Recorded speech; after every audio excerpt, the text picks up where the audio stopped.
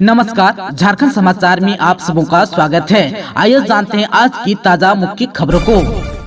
Shoot out में Germany से हारा भारत, पेरिस ओलंपिक के लिए क्वालिफाई करने का एक और मौका। भारतीय महिला हॉकी टीम गुरुवार को FIS ओलंपिक क्वालिफायर के दूसरे सेमीफाइनल में निर्धारित समय में 2-2 की बराबरी के बाद हुए शूट आउट में जर्मनी से 3-4 से हार गई। आप सबको बता दो कि भारत और जर्मनी के बीच गुरुवार को रोमांचक मुकाबला खेला गया, जिसमें निर्धारित 60 मिनट में खेल 1-1 की बराबरी पर खत्म हुआ। उसके बाद अतिरिक्त समय में भी स्कोर 2-2 से ड्रॉ रहा। उसके बाद पेनाल्टी शूट आउट कराया गया, जिसमें भी दोनों टीमों ने 3-3 गोल दागे। उसके बाद एक और शूट आउट कराया गया, जिसमें जर्मनी की टीम ने 1-0 से मुकाबला अपने नाम कर लिया। आप सबको बता दूं कि 19 जनवरी को फाइनल मुकाबले में अमेरिका और जर्मनी की टीमें आमने सामने होंगी। वहीं जबकि तीसरे स्थान के लिए भारतीय टीम की भिड़ंत जापान से होगी। भारत के पास पेरिस ओलंपिक कोटा पक्का करने का एक और मौका है। टीम आज शुक्रवार को तीसरे चौथे स्थान के मैच में जापान को हराकर ओलंपिक के लिए क्वालिफाई कर सकती है। इस टूर्नामेंट के शीर्ष 3 टीम पेरिस ओलंपिक के लिए क्वालिफाई करेंगी। सीटेट परीक्षा का एडमिट कार्ड जारी। CBSE ने अपनी आधिकारिक वेबसाइट पर सीटेट परीक्षा 2024 के लिए प्रवेश पत्र जारी कर दिया है। परीक्षा के लिए पंजीकृत उम्मीदवार इसे आधिकारिक वेबसाइट ctet.nic.in पर जाकर डाउनलोड कर सकते हैं। बोर्ड की तरफ से एडमिट कार्ड डाउनलोड करने का लिंक भी सक्रिय कर दिया गया है। झारखंड में उत्कल एक्सप्रेस की चपेट में आकर 4 लोगों की हुई मौत, 2 घंटे बाधित रही ट्रेन सेवा। झारखंड में उत्कल एक्सप्रेस ट्रेन की चपेट में आकर 4 लोगों की मौत हो गई। गम्हरिया रेलवे स्टेशन के पास वेस्ट यार्ड के पोल संख्या 260-18-22 के बीच उत्कल एक्सप्रेस गाड़ी संख्या 18478 की चपेट में आकर 4 लोगों की मौके पर ही मौत हो गई। फिलहाल मृतकों की पहचान नहीं हो पाई है। घटना की सूचना पाकर पहुंची रेल पुलिस और पदाधिकारी की मौजूदगी में डाउन लाइन से 3 तथा अप लाइन से 1 शव को जब्त कर पोस्टमार्टम के लिए रिलीफ ट्रेन से टाटानगर भेज दिया गया। घटना स्थल पर पहुंचे OC गुलाम रबानी ने बताया कि घटना में 4 लोगों की मौत हुई है। मृतकों की पहचान नहीं हो पाई है। घटना के कारणों का भी पता नहीं चल पाया है। घटना जो है गुरुवार की शाम 6:40 की है। चारों शवों को पटरी से उठाकर लाइन को क्लियर किया गया है। घटना को लेकर करीब 2 घंटे तक उक्त पटरी पर रेल का परिचालन बाधित रहा। झारखंड में अगले 3 दिनों तक छाया रहेगा घना कोहरा, ऑरेंज अलर्ट जारी।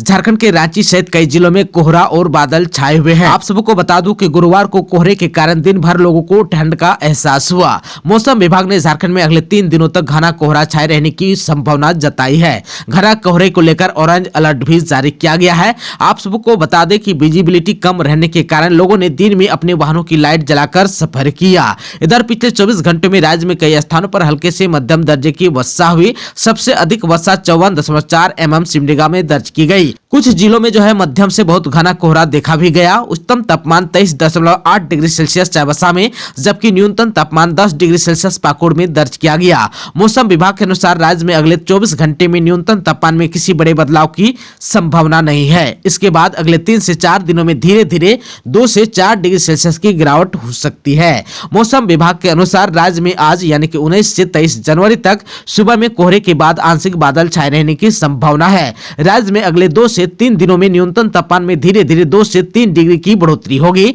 इसके बाद अगले 2-3 दिनों में 2 से 3 डिग्री की गिरावट भी होगी। सुबह कोहरे या धुंध के बाद आंशिक बादल छाए रहेंगे। मौसम शुष्क रहेगा। वहीं 23 जनवरी तक ठंड से राहत मिलने की संभावना नहीं है। खराब मौसम की वजह से रांची के 20 विमान रद्द, 5 चक्कर काटने के बाद एक फ्लाइट हैदराबाद लौटी।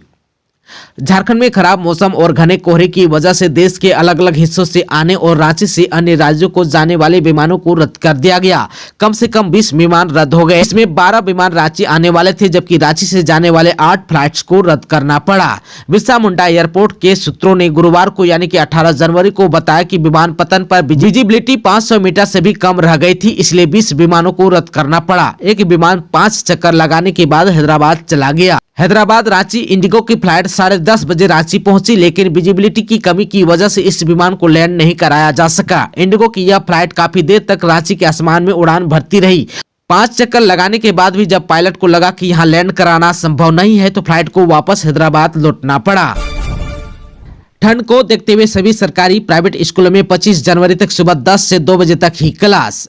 राज्य भर में ठंड का असर जारी है। शीतलहरी के बढ़ते असर से स्कूली बच्चों के लिए बढ़ते चैलेंज को देखते हुए स्कूलों के समय में बदलाव किए जाने का फैसला स्कूली शिक्षा विभाग झारखंड ने लिया है। इस संबंध में गुरुवार को आदेश जारी करते हुए कहा गया कि अब सभी सरकारी, गैर सरकारी सहायता प्राप्त यानी कि अल्पसंख्यक सहित एवं सभी प्राइवेट स्कूलों में 19 से 25 जनवरी तक केजी क्लास से लेकर 5वीं क्लास तक की कक्षाएं सुबह 10 बजे से लेकर दोपहर 2 बजे तक संचालित होगी। क्लास 6 से 12वीं तक की कक्षाएं पूर्व की तरह 9 से 3 बजे तक चलेगी। मिड डे मील पहले की तरह स्कूलों में जारी रहेगा। यह आदेश तत्काल प्रभाव से लागू कर दिया गया है। इधर जो है कोडरमा जिले में 2 दिनों के लिए सभी स्कूलों को बंद रखने का आदेश जारी किया गया है। कोडरमा के उपायुक्त की ओर से जारी आदेश में कहा गया है कि शीतलहर के प्रभाव को देखते हुए जिले के अंदर संचालित सभी सरकारी, गैर सरकारी प्रारंभिक स्कूलों में कक्षा 1 से 5 तक के शैक्षणिक कार्य 19 और 20 जनवरी तक यानी कि 2 दिनों तक स्थगित रहेंगे। झारखंड तकनीकी या विशेष स्नातक स्तरीय संयुक्त परीक्षा के आवेदन शुरू। एज लिमिट 35 वर्ष। 492 पदों पर है भर्ती।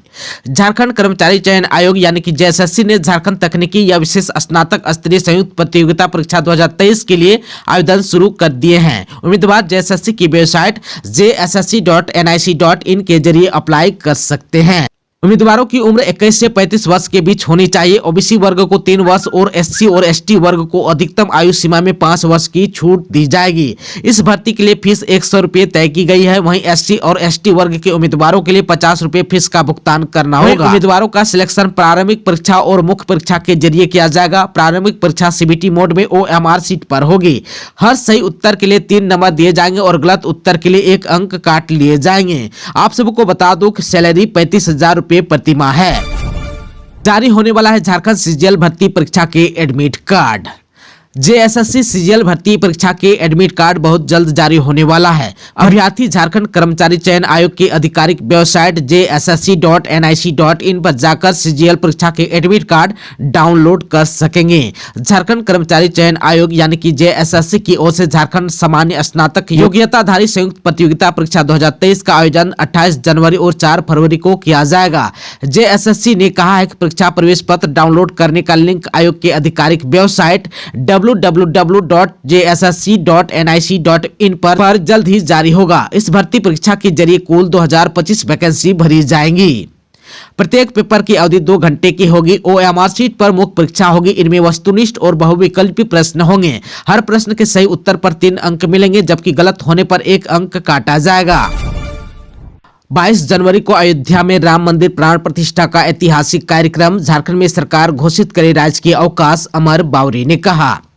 22 जनवरी को झारखंड में राज्य के अवकाश घोषित किए जाने की मांग नेता प्रतिपक्ष अमर बावरी ने राज्य सरकार से की है। इस संबंध में सीएम हेमंत सोरेन को चिट्ठी भी लिखी है। इसमें कहा है कि 22 जनवरी 2024 भारत के इतिहास का एक स्वर्णिम क्षण होगा। इस दिन पूरा देश और पूरा विश्व अयोध्या धाम के श्री राम जन्मभूमि पर प्रभु श्री राम के प्राण प्रतिष्ठा का साक्षी बनेगा। श्री राम न सिर्फ भारत बल्कि पूरे विश्व के आदर्श के रूप में पूजे जाते हैं। अतः अनुरोध है कि जब अयोध्या नगरी में पुरुषोत्तम प्रभु श्री राम की प्राण प्रतिष्ठा हो रही हो तो उस पल को अविस्मरणीय बनाने हेतु 22 जनवरी को सरकार राज्य की अवकाश घोषित करे। राज्य की 3.25 करोड़ जनता को इस पल को जीवंत जीने का एक मौका प्रदान कर उन्हीं के भागी बनने का सौभाग्य प्राप्त करें। अमर बावरी ने उम्मीद जताते हुए कहा कि जिस तरह भारत राष्ट्र के कई राज्यों ने इस तिथि को राज्य की अवकाश घोषित किया है, उसी प्रकार इस ऐतिहासिक पल को झारखंड राज्य के हित में विशेष परिस्थिति में 22 जनवरी को राज्य की अवकाश घोषित करेंगे। पलामू में व्यवसायी की गोली मारकर हत्या, विरोध में आज छतरपुर और हरिहरगंज बंद का आह्वान।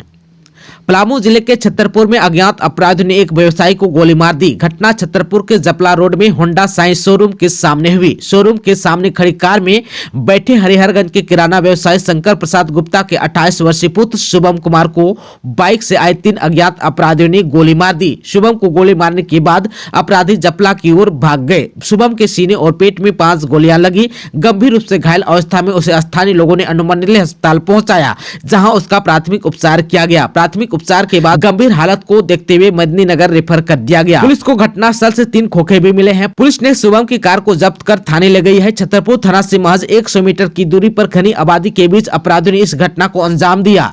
इससे स्थानीय व्यवसायी और लोगों में आक्रोश है, साथ ही दहशत का भी माहौल है। लोगों का कहना है कि पलामू जिले के इस शहर में अपराधी बेलगाम हो गए। आक्रोशित लोगों ने थाना के समीप NH 98 को जाम करके गोली चलाने वाले अपराधियों की गिरफ्तारी की मांग की है। मां बेटे की गला दबाकर हत्या, सोने चांदी के जेवरात व 1 लाख कैश लेकर भागे अपराधी, जांच में जुटी पुलिस।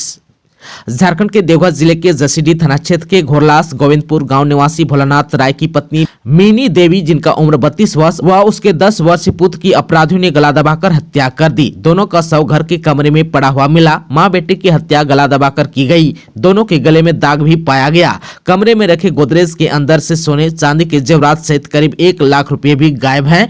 मृतक राजकुमार के गले में भी सोने का लॉकेट नहीं था। घटना की सूचना पाकर प्रशिक्षु IPS शिवम प्रकाश, SDPO पवन कुमार, इंस्पेक्टर सह थाना प्रभारी सत्येंद्र प्रसाद घटनास्थल पहुंचे और वह मामले की जांच पड़ताल में जुट गए। पुलिस ने मां बेटे के शव का पंचनामा कर पोस्टमार्टम के लिए सदर अस्पताल भेज दिया। सूचना मिलते ही गोड्डा के सांसद डॉक्टर निशिकांत दुबे, विधायक नारायण दास, पूर्व मंत्री सुरेश पासवान सहित अन्य कई लोग मृतका के घर पहुंचे। सांसद ने विधि व्यवस्था पर सवाल उठाते हुए पुलिस से शीघ्र अपराधियों की पहचान कर उन लोगों को गिरफ्तार करने का निर्देश दिया है। दोस्तों, अभी तक आपने चैनल को सब्सक्राइब नहीं किया है तो प्लीज चैनल को सब्सक्राइब कर बेल आइकन को प्रेस कर दीजिएगा ताकि खबरों का अपडेट आपको मिलता रहेगा। इसके साथ ही आज के खबरों में बस इतना ही। हमें दीजिए इजाजत। नमस्कार।